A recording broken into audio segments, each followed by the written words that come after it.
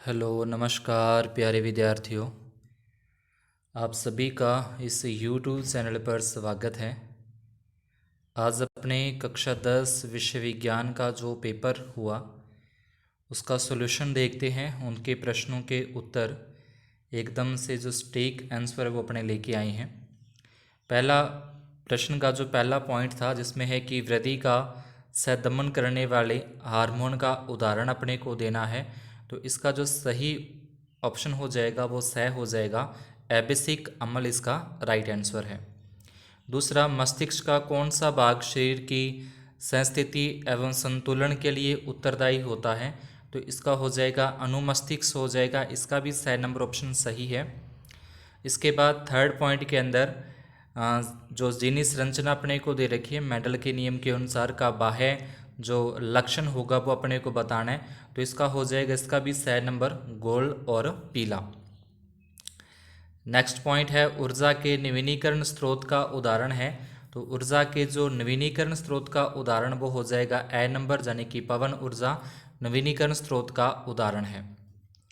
Next है राजस्थान में जल संग्रहण की पुरानी संकल्पना, तो पुरानी संकल्पना जल को संग्रहण करने की वो खादिन हो जाएगी। ए नंबर ऑप्शन सही है।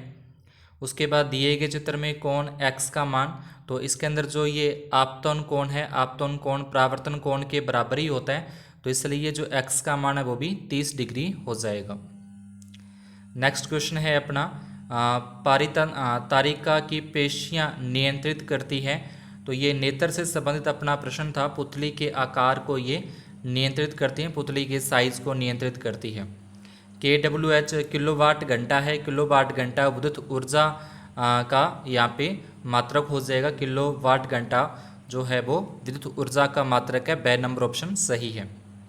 इसके बाद 9वें पॉइंट के अंदर पूछा है कि यहाँ पे जो वाई दे रखा है, इस वाई की जगह पे एमीटर आएगा कि वोल्ट मीटर आएगा, तो एमीटर जो है हमेशा वो श्रेणी क्रम के अंदर जुड़ता है, तो यहाँ पे जो वाई है वो एमीटर ही आएगा। और यहाँ पे अगर पूछता तो यहाँ पे वोल्ट मीटर यहाँ पे जुड़ता है, वोल्ट मीटर, और यहाँ पे जुड़ेगा एमीटर, तो द नंबर ऑप्शन सही है इसका। नेक्स्ट उसके बाद है वातावरण में चांदी के ऊपर काली परत चढ़ने की प्रक्रिया जो है, तो जैसे लोहे पे जंग लग जाती है उसी प्रकार से चांदी पे भी इसको जंग लगना संक्षारण कहते हैं। बे नंबर उत्तर है इसका वो सही होगा। इसके बाद 11वें पॉइंट के अंदर अपने को इसकी जो एल्यूमिनियम आयरन और जिंक की अभिक्रियाशीलता का सही बढ़ता क्रम है, तो इसका सही बढ़ता क्रम आयरन हो जाएगा, उसके बाद जिंक, उसके बाद एल्यूमिनियम। तो सबसे अधिक जो क्रियाशीलता अभिक्रियाशील एल्यूमिनियम की होती है, उसके कम जिंक की, उससे कम आयरन की होती है, तो ये ए नंबर ऑप्शन है वो अपना सही हो जाएगा। उसके बाद 12 नंबर के अंदर अपने को पूछा गया है CH3 COOH प्लस CH3 और CH2OH अम्ल के साथ अभिक्रिया करके जल का निर्माण होता है, और यहाँ पे एक ही जगह पे बताना है क्या आएगा, तो एक ही जगह पे ये एस्टर आ जाएगा, और ये जो अभिक्रिया वो एस्टरीकरण अभिक्रिया अपने को दे रखी है, तो एस्टरीकरण अभिक्रिया के अंदर ये जो एक ही जगह पे बनेगा वो एस्टर का निर्माण होगा, तो द नंबर उत्तर है वो अपना सही होगा। इसके बाद रिक्त स्थानों की पूर्ति करनी है। लार में भी एक एंजाइम होता है, तो टाइलिन कह सकते हैं इसको, लार जिसे लार या टाइलिन कहते हैं। टाइलिन लार जो होती है मुंह के अंदर, उसमें एंजाइम पाया जाता है टाइलिन। और सेकंड है कायिक प्रबंधन का यह लाभ है, इस प्रकार उत्पन्न सभी पौधे आनुवंशिक रूप से जनक पौधे के समान होते हैं, तो इसमें अपने समान और इसमें अपने आना था टाइलिन। उसके बाद फिर तीसरा पॉइंट है पदार्थ जो जैविक प्रक्रम द्वारा अपघटित हो जाते हैं, तो उसको अपने जैव नवीनीकरण कहते हैं। जैविक प्रक्रम द्वारा अपघटित हो जाते हैं, जैव नवीनीकरण इसको बोला जाता है, जैव नवीनीकरण। नेक्स्ट है चुंबक के सहजातीय ध्रुवों में परस्पर क्या होता है, जो सहजातीय यानी कि जैसे एन चुंबक के एन सिरे को एन सिरे के साथ ही मिलाया जाए तो प्रतिकर्षण करते हैं, एक दूसरे को दूर करते हैं, तो इसके अंदर आ जाएगा प्रतिकर्षण। सिरका में उपस्थित जो अम्ल का रासायनिक नाम अपने को बताना है कि इसमें कौन सा होता है, तो इसमें एसिटिक अम्ल पाया जाता है सिरका के अंदर, एसिटिक अम्ल। छठे नंबर के अंदर है आधुनिक आवर्त सारणी के तीसरे आवर्त में उपस्थित तत्वों की जो मात्रा है वो 8 होती है, ठीक है, जैसे इस तरीके से आवर्त होते हैं, तो इसमें अपने जो 3 नंबर पे आवर्त है उसके अंदर 8 तत्व पाए जाते हैं। अति लघुतरात्मक प्रश्नों के अंदर बोला है कि हार्मोन की क्रिया की कौन सी क्रियाविधि नियंत्रित होती है, तो हार्मोन की जो पुनर्वर्णन जो क्रियाविधि है वो इसको नियंत्रित करती है, तो इसका आंसर अपने पास आ जाएगा पुनर्वर्णन। उसके बाद है बहुखंडन प्रदर्शित करने वाले एक जीव का नाम, तो इसके अंदर आप प्लेजोडियम लिख सकते थे या फिर शैवाल लिख सकते थे, तो इसका आंसर हो जाएगा प्लेजमोडियम, या फिर इसकी जगह पे आप शैवाल है तो शैवाल भी सही है। उसके बाद है 3rd नंबर, जीवाश्मी ईंधन के उपयोग से होने वाली एक हानि, तो इससे पर्यावरण प्रदूषण होता है, तो इससे क्या होता है, पर्यावरण प्रदूषण होता है, इसकी क्या हो जाएगी, हानि हो जाएगी। उसके बाद 4th नंबर पॉइंट है पारितंत्र के अजैव घटक का एक उदाहरण देना है, तो जो अजैव घटक होते हैं जो निर्जीव वस्तुएं होती हैं, जैसे अपन लिख सकते हैं ताप लिख सकते हैं इसके अंदर, या वर्षा, कोई भी एक उदाहरण देना है, ताप, वर्षा, वायु हो जाएगी, मिट्टी या मृदा लिख सकते हो, मिट्टी या रेत या मृदा जो भी है, तो इस तरीके से कोई भी एक उदाहरण देना था अजैव घटक का। 5th पॉइंट के अंदर है दो भौतिक राशियां जिसमें अपने को पावर P का मान दे रखा है 5 ओम और Q जो आवेश दे रखा है 8 × 10 की पावर -4 ओम प्रति मीटर के चालकों की लंबाई आधी करने पर, अब जब उसकी लंबाई आधी कर दी है तो इन दोनों के मान भी आधे हो जाएंगे, तो P का जो मान है, P का मान हो जाएगा 5/2 लिख सकते हैं या फिर 2.5 ओम, और Q जो है Q 8 की जगह पे 4 × 10 की घात -4 ओम मीटर, इस तरीके से इसका क्या हो जाएगा, आधा हो जाएगा। नेक्स्ट क्वेश्चन है दो चुंबकीय क्षेत्र रेखाएं एक दूसरे को प्रतिच्छेद क्यों नहीं करती है, तो प्रतिच्छेद क्यों नहीं करती है, यदि वे ऐसा करें तो इसका यह अर्थ होगा कि प्रतिच्छेद बिंदु पर दिक् सूची जो सुई होती है, जो उसको रखने पर उसकी सुई दो दिशाओं की ओर संकेत करेगी, जो संभव नहीं होता। तो इसका आंसर लिखना है यदि वे ऐसा करें, यानी कि अगर चुंबकीय क्षेत्र रेखाएं एक दूसरे को प्रतिच्छेद करें तो इसका यह अर्थ होगा कि प्रतिच्छेद बिंदु पर दिक् सूची को रखने पर उसकी सुई दो दिशाओं की ओर संकेत करेगी, जो संभव नहीं हो सकता। तो ये इसका अपने को आंसर बताना है। नेक्स्ट क्वेश्चन है अपना, किसी भी धारावाही प्रणालिका के भीतर और उसके चारों ओर चुंबकीय क्षेत्र रेखाओं को प्रदर्शित करने वाली जो अपने को एक चित्र का निर्माण करना था, तो इसके लिए अपने इस तरीके से जो है वो अपना चित्र बना के दिखाना था। जैसे ये अपना कोई एक हो गया, इसमें से चुंबकीय क्षेत्र रेखाएं ऐसे निकालनी थी इसकी, ठीक है, इसके भीतर से भी और इसके ऐसे करके भी। इस तरीके का डायग्राम अपने बुक में देखा होगा, तो ये जो डायग्राम है इस तरीके का डायग्राम अपने को बना के दिखाना था। ये हो जाती किसी धारावाही परिनलिका के भीतर और उसके चारों ओर चुंबकीय क्षेत्र रेखाओं को प्रदर्शित करके चित्र में बताना था। नेक्स्ट क्वेश्चन है उदासीनीकरण अभिक्रिया को परिभाषित करना है, तो इसमें उदासीनीकरण अभिक्रिया की जो परिभाषा वो आ जाती कि अम्ल व क्षार आपस में अभिक्रिया करके लवण व जल का निर्माण करते हैं, इसे उदासीनीकरण अभिक्रिया कहते हैं। अम्ल व क्षार आपस में अभिक्रिया करके लवण व जल का निर्माण करते हैं और इस अभिक्रिया को उदासीनीकरण अभिक्रिया कहते हैं। नेक्स्ट अपना था आधुनिक आवर्त नियम लिखिए, तो आधुनिक आवर्त नियम के अंदर तक परमाणु संख्या का आवर्ती फलन होते हैं, परमाणु संख्या का आवर्ती फलन होता है, परमाणु संख्या का जो आवर्ती फलन है वो होता है। 10th नंबर के अंदर अपने को समीकरण दे रखी है रेडॉक्स अभिक्रिया जिसको अपने बोलते हैं, जिसमें अपचयन और ऑक्सीकरण होता है। उपर्युक्त अभिक्रिया में अपचयित होने वाले अभिकारक का नाम लिखना है, तो जिसमें ऑक्सीजन निकलता है उसको अपने अपचयित होना बोलते हैं। तो यहाँ पे कॉपर में से CuO में से निकल रहा है ऑक्सीजन, तो अपचयित होने वाले अभिकारक का नाम लिखा जाएगा CuO।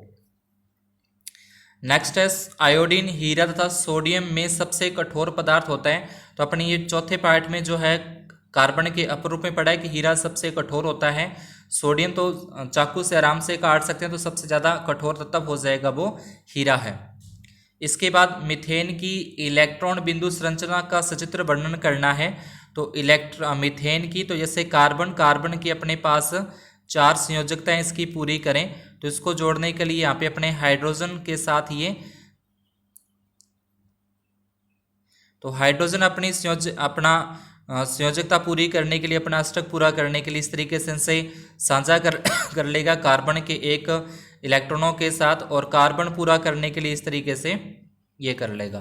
तो इस तरीके की एक अपने को मीथेन की इलेक्ट्रॉन बिंदु संरचना का चित्र बनाना था।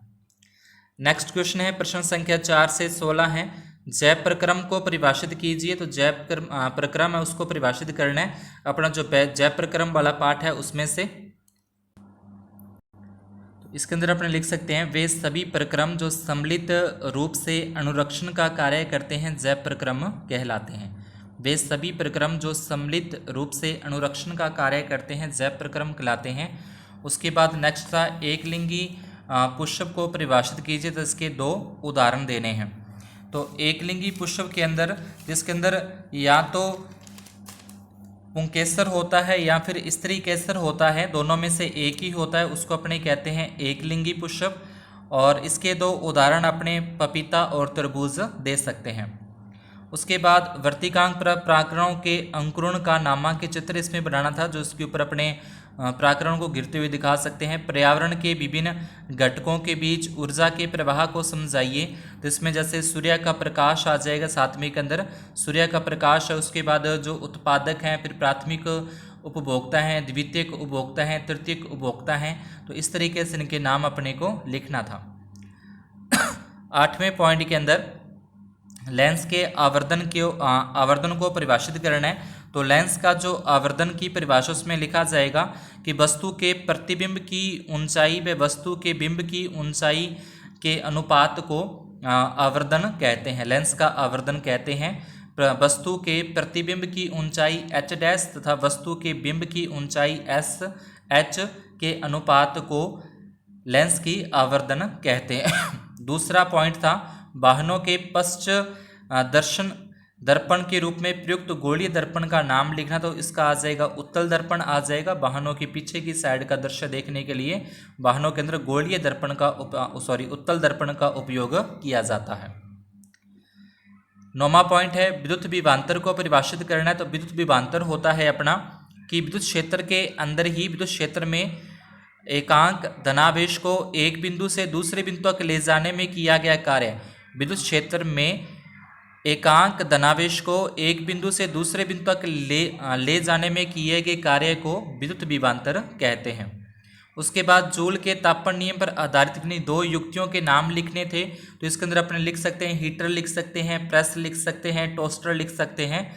तो ये अपने को जूल के तापन के नियम पर आधारित युक्तियों के नाम हैं। नेक्स्ट 10वें के अंदर श्रेणी क्रम में जुड़े 3 प्रतिरोधों के जो सूत्र होते हैं, श्रेणी क्रम के अंदर जुड़े होते हैं, उनका सूत्र जो व्युत्पन्न होता है उसको अपने इसके अंदर बताना है। श्रेणी क्रम के अंदर से R बराबर R1 प्लस R2, ठीक है, R1 plus R2 plus R3, इस तरीके से करके जो सूत्र है श्रेणी क्रम वाला, समांतर क्रम और श्रेणी क्रम, उसको अपने यहाँ पे बताना है।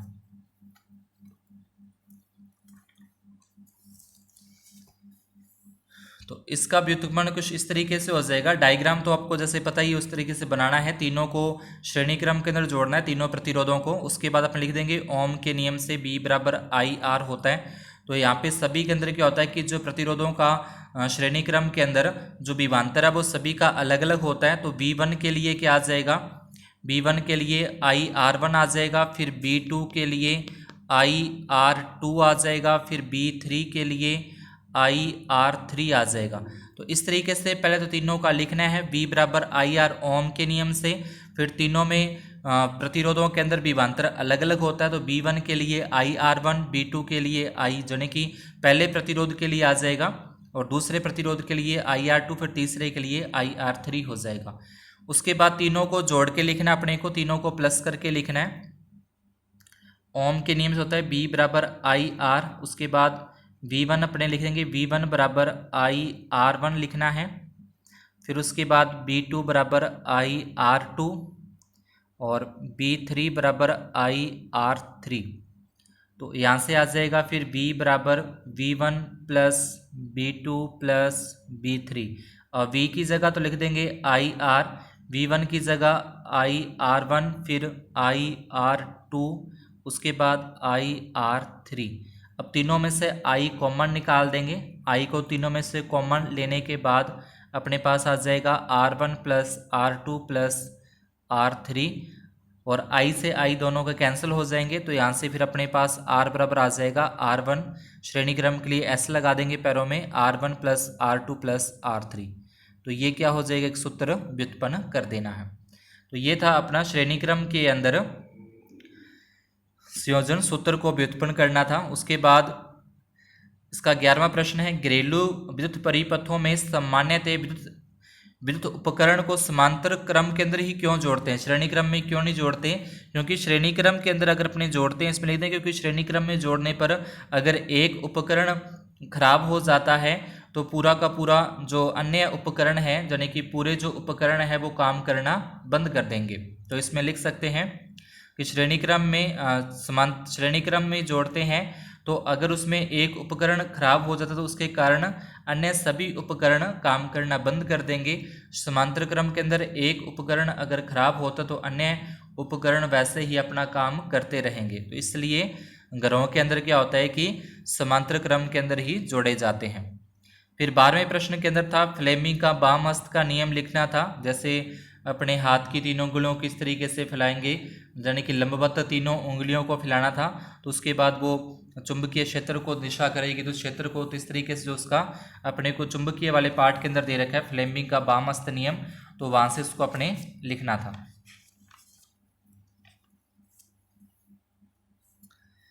किसी तो धारावाही चालक को अपने इस तरीके से फैलाएं कि आपका अंगूठा विद्युत धारा की दिशा की ओर संकेत करता है और आपकी उंगलियां हैं वो चालक के चारों ओर चुंबकीय क्षेत्र को इंगित करती हैं। तो ये अपना आ जाएगा, ठीक है।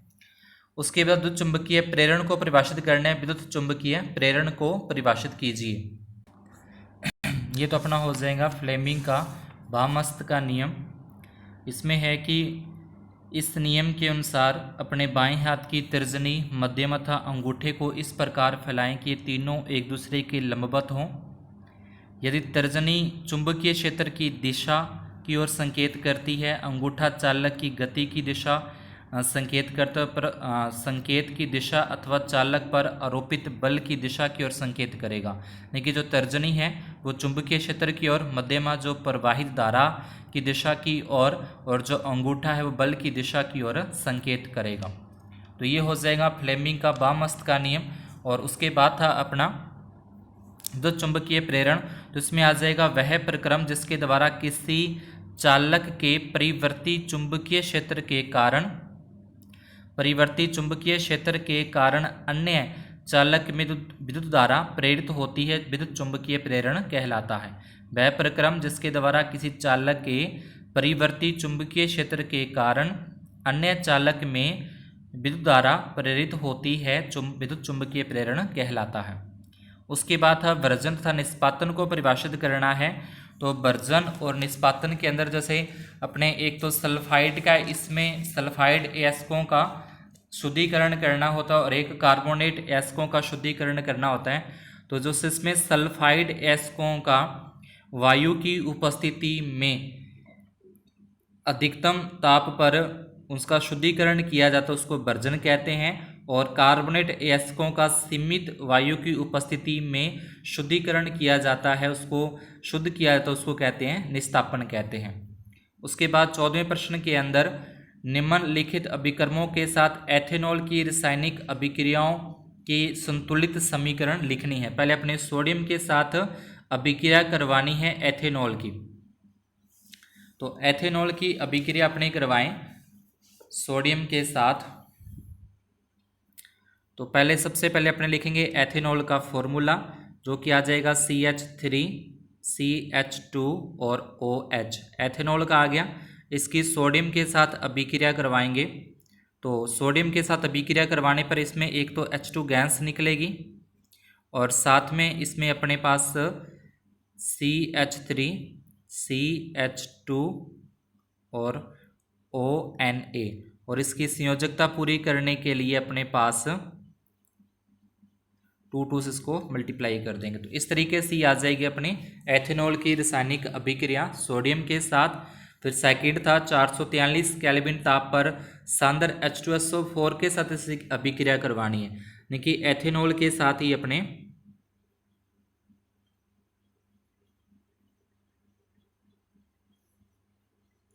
H2SO4 और टेम्परेचर इसका दे रखा अपने को 443 केल्विन। तो इसके साथ अभिक्रिया करवाएंगे तो ये अपने पास आ जाएगा CH2 double bond CH3 double bond CH3 और प्लस में H2O। तो ये इसकी 443 केल्विन ताप पर सांद्र H2SO4 के साथ अपने अभिक्रिया करवा देंगे एथेनॉल की। उसके बाद नेक्स्ट प्रश्न था अपना 15 नंबर पे, साबुन की मिसेल संरचना का नामांकित चित्र अपने को बनाना था। तो ये अपने को पता ही है कि साबुन का अपने को दे रखा है मिसेल जो संरचना चित्र है। उसके बाद न्यूलैंड्स के अष्टक सिद्धांत को समझाना था। इसके बाद अपने कुछ बड़े प्रश्न हैं उनके आ जाते हैं कि अंडाशय से स्रावित हार्मोन का नाम तो 2 कार्य लिखने हैं। तो अंडाशय से एस्ट्रोजन नामक हार्मोन है वो स्रावित होता है और ये द्वितीयक लैंगिक अंगों का विकास करने में सहायक होता है और अंडाशय निर्माण के अंदर भी ये सहायक होता है। उसके बाद 18वां था समजात और समरूप अंगों को परिभाषित करना है। तो समजात के अंदर समजात में वे अंग आते हैं इसकी संरचना समान होती है और कार्य अलग अलग होते हैं, समजात आ जाएंगे। समरूप में जिसकी संरचना अलग अलग होती है और कार्य समान होते हैं वो इसमें समरूप के अंदर आ जाएंगे। 19वां था तारे टिमटिमाते क्यों प्रतीत होते हैं, समझाइए। तो अपवर्तन के कारण जो पर्यावरण के अंदर विभिन्न प्रकार की परतें पाई जाती हैं, तो अपवर्तन के कारण वो टिमटिमाते प्रतीत होते हैं। खतरे के संकेत या सिग्नल लाल रंग के क्यों होते हैं, क्योंकि लाल रंग का जो प्रकीर्ण है वो बहुत ही कम होता है, इसलिए लाल रंग का जो है उसको लाल रंग को खतरे का निशाना रखा जाता है। 20वां प्रश्न था संयोजन अभिक्रिया और वियोजन अभिक्रिया को एक एक उदाहरण देकर समझाना है। तो संयोजन अभिक्रिया वो होती है जिसमें 2 या 2 से अधिक अभिकारक मिलकर एक नए उत्पाद का निर्माण करते हैं, तो उसमें आ जाएगा संयोजन अभिक्रिया। जैसे अपन लिख सकते हैं C+O2, तो ये बन जाएगा CO2 बन जाएगा। और वियोजन में जिसमें एकल उत्पाद टूटकर विभिन्न प्रकार के छोटे छोटे जो एकल अभिकर्मक छोटे उत्पादों के अंदर टूट जाता है, विभिन्न उत्पादों में टूट जाते हैं, विभिन्न अभिकर्मकों के अंदर टूट जाता है, उसको वियोजन अभिक्रिया कहते हैं। तो इसके अंदर अपने लिख सकते हैं जैसे H2O है, H2 को अपने H2+O में तोड़ सकते हैं, ठीक है, इस तरीके से। या फिर अपने CaCO3 को लिख सकते हैं CaO+O2, इस तरीके से ये वियोजन अभिक्रिया अपने दे सकते हैं। नेक्स्ट है अपना वायवीय श्वसन को, ये काफ़ी बड़े जो प्रश्न है 21 से 23 अपने निदात्मक टाइप के आगे। तो आपको बुक में सिंपली सीधे वायवीय श्वसन को परिभाषित करना था। मानव श्वसन तंत्र के वायु मार्ग को समझाना है, मानव श्वसन तंत्र का नामांकित चित्र बनाना था। इसके बाद फिर पाचन के बारे में, यानी कि इसके अथवा में अपने को पाचन तंत्र के बारे में पूरा दे रखा है। पाचन किसे कहते हैं, भोजन के पाचन में अग्नाशिक रस की भूमिका को समझाइए। पाचन के मानव के पाचन तंत्र की जो संरचना का नामांकित चित्र वो बनाना था। इसके बाद इसका नेक्स्ट क्वेश्चन है, एक अवतल दर्पण से प्रतिबिंब का बनना दर्शाने का किरण चित्र बनाइए जबकि एक बिंब उसके फोकस पर स्थित हो। तो इसका भी एक अपने को किरण चित्र बनाकर दिखाना, यह आ जाएगा जिसका किरण चित्र बनाकर अपने को दर्शाना था। तो इस तरीके से अपने अवतल दर्पण जब जो वस्तु की स्थिति है वो फोकस पर होगी तो उसका जो प्रतिबिंब है वो अनंत पर बनेगा और वस्तु से बहुत बड़ा बनेगा और वास्तविक तथा उल्टा होगा। तो ये कुछ इसके अंदर अपने को लिखना था। इसके बाद सेकंड पॉइंट के अंदर है कि यदि एक गोलीय दर्पण की वक्रता तिर्जा 14 सेंटीमीटर उसकी फोकस दूरी, तो वक्रता तिर्जा की फोकस दूरी आधी हो जाती है, तो फोकस दूरी f का जो मान है वो 7 सेंटीमीटर होगा। इसके अथवा के अंदर अपने को उत्तल लेंस से दे रखा था, उत्तल लेंस से प्रतिबिंब का बनना दर्शाने के लिए किरण चित्र, जबकि जो बिंब है यानी कि जो वस्तु है वो f1/2 f1 के मध्य स्थित होगी। तो इसके अंदर भी अपने को किरण चित्र के माध्यम से उत्तल लेंस का अपने को दिखाना था। जैसे अवतल लेंस का बना के दिखाया वैसे कि वैसे ही उत्तल लेंस का भी अपने को बताना है। जब वस्तु क्या होगी, F1 व 2F1 के मध्य होगी। इस तरीके से अपने उत्तल लेंस से एक प्रतिबिंब को दर्शाना था जो F1 व 2F1 के मध्य है। तो उसका जो प्रतिबिंब बनेगा वो 2F2 से परे बनेगा और वस्तु से बड़ा वास्तविक व उल्टा होगा। तो इस तरीके से अपने किरण चित्र के माध्यम से इसको बनाना था। सेकंड था, यदि एक लेंस की क्षमता +2.5D हो तो उसकी फोकस दूरी, तो उसकी जो फोकस दूरी है वो अपनी आ जाएगी F बराबर 1/P होता है। तो 1 में P का मान 2.5 दे रखा है। तो इस पॉइंट को अगर अपने ख़त्म करेंगे तो ये ऊपर आ जाएगा अपने पास 10 आ जाएगा। तो इस तरीके से 10, उसके बाद इसको सॉल्व करेंगे तो ये आ जाएगा अपना 5 की टेबल से काट के। तो इसको सॉल्व करके अपने को आगे लिख देना है। उसके बाद नेक्स्ट क्वेश्चन अपना गंधीय सूचक का कोई एक उदाहरण था। तो प्याज वेनिला इसके अंदर अपने लिख सकते थे, गंधीय सूचक का नाम ही लिखना, तो उदाहरण लिखना था। उसके बाद फिर नेक्स्ट क्वेश्चन के अंदर चूने के पानी के अंदर कार्बन डाई ऑक्साइड गैस को प्रवाहित करने पर यौगिक ए का श्वेत अवशेष बनता है, यानी कि श्वेत अवशेष बनता है। उसके बाद यदि इसमें अत्यधिक मात्रा यानी कि अब इसमें जो श्वेत अवशेष बना उसके अंदर कार्बन डाइऑक्साइड को गैस को प्रवाहित किया जाए तो एक जल में विलयशील पदार्थ बी बनता है। ए और बी का रासायनिक सूत्र था निहित रासायनिक अभिक्रिया के समीकरण अपने को इसमें लिखने हैं। तो सबसे पहले इसने बोला है कि चूने का पानी लेना है। तो चूने का पानी हो जाएगा CaOH होल्ड वाइज, इसको कार्बन डाइऑक्साइड के अंदर प्रवाहित करना है गैस को, चूने के जो पानी से जो गैस निकलेगी। उसके बाद इससे क्या बनेगा अपने पास कैल्शियम कार्बोनेट, ठीक है, कैल्शियम कार्बोनेट का निर्माण होगा और साथ में यहाँ से जल बन जाएगा, ठीक, कैल्शियम कार्बोनेट। तो ये कैल्शियम कार्बोनेट क्या होगा, एक श्वेत अवशेष है। तो ये तो हो जाएगा ए जो पदार्थ है, ए हो जाएगा कैल्शियम कार्बोनेट CaCO3। अब इसने बोला कि जो ए बना है उस ए को वापिस कार्बन डाइऑक्साइड के अंदर इसको प्रवाहित किया जाए CO2 के साथ। तो यहाँ पे अपने पास जो बनेगा वो हो जाएगा CaHCO3। ये क्या आ जाएगा, ये अपने बी पदार्थ का रासायनिक सूत्र आ जाएगा। तो इस तरीके से अपने को ए और बी के अपने को बताने थे।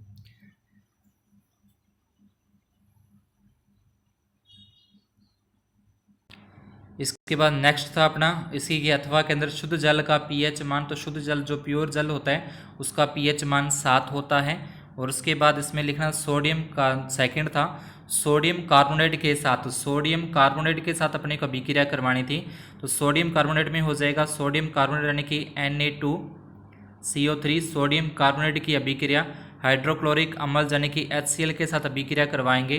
तो ये कह रहा है कि अभिक्रिया से यौगिक A जो कि साधारण नमक यानी कि NaCl आ जाएगा और प्लस में इसमें H2O बनेगा और प्लस में इसमें कार्बन डाइऑक्साइड गैस हो जाएगी। तो ये जो पहला अपने A का नाम आएगा वो NaCl, इस तरीके से अभिक्रिया करानी थी। और एक अपने को A के जलीय विलयन में विद्युत धारा प्रवाहित करने पर, अब जो NaCl आया है इस NaCl को अपने इसके जलीय विलयन में विद्युत धारा प्रवाहित करने पर इसका जो बनेगा वो अपना आ जाएगा, दो अणु अभिक्रिया को संतुलित करने के लिए अपने पास 2NaOH और प्लस में H2 गैस आ जाएगी और प्लस में Cl2। तो इस तरीके से अपने को ये अभिक्रिया दिखानी थी। तो ये था अपना कक्षा 10 विषय विज्ञान का मॉडल पेपर। अगर आपको समझ में आया हो, अच्छा लगा हो इसका आंसर जो है सोल्यूशन, तो वीडियो को लाइक ज़रूर कर दें और चैनल पर नए हों, सब्सक्राइब नहीं किया तो चैनल को सब्सक्राइब ज़रूर करें। इसके बाद ही आगे अपने जो मैथ के मॉडल पेपर है, इंपॉर्टेंट क्वेश्चन है, उनके भी 1-2 वीडियो अपलोड की जाएगी। तो इसलिए जो नोटिफिकेशन प्राप्त करने के लिए बेल को ऑल पर सेट कर दें। धन्यवाद, शुभ दिन।